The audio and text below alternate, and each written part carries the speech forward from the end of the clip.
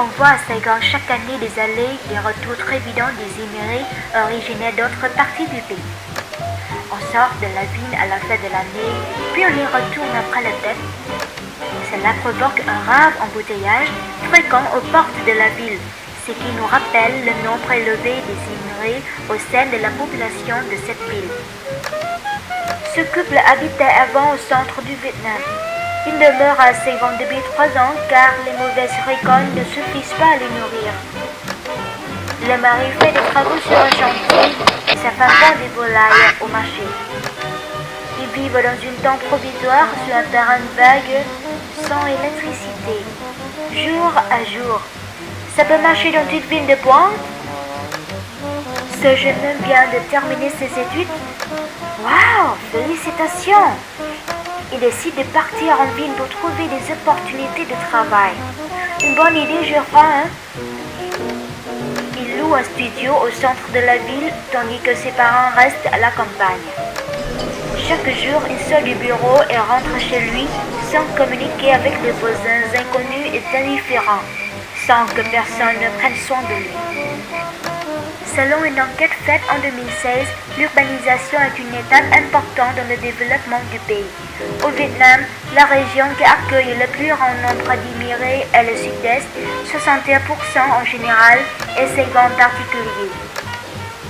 Étant le centre économique ainsi que culturel du pays, Saigon devient une ville vers laquelle de nombreux habitants de plusieurs régions convergent. Il n'est pas difficile de dire que presque 2 tiers des Saigonais ne sont pas Saigonais.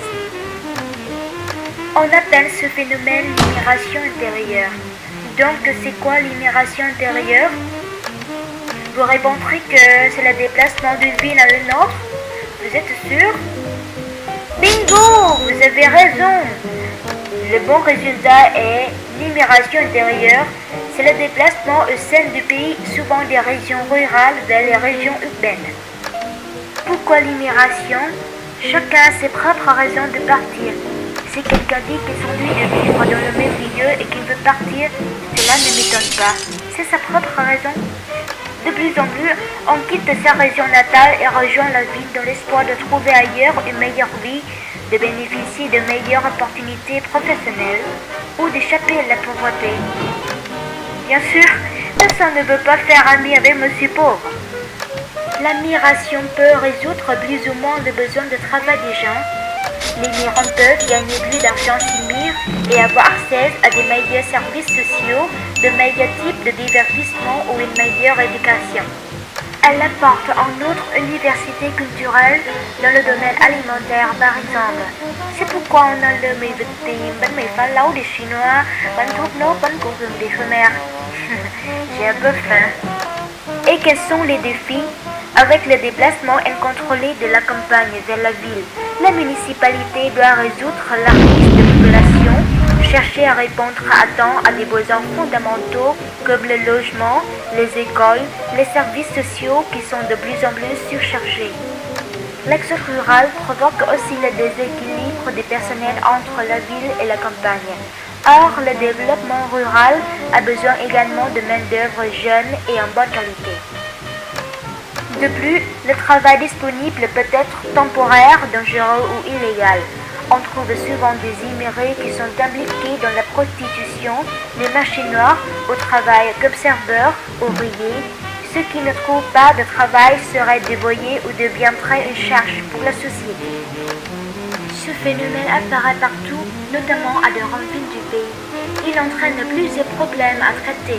Donc la migration est indispensable pour la société ou non? Je ne sais pas. Mais imaginons qu'un jour il n'y ait plus de migrants. Où sera la main-d'œuvre pour le travail? Où seront les images familières des marchands ambulants? Mais les migrants aujourd'hui ont encore du mal à profiter des services sociaux à cause des procédures administratives compliquées. N'importe qui a besoin de s'intégrer dans la société. L'intégration sociale signifie l'assurance de soins, de respect, du statut social et de la participation aux activités sociales.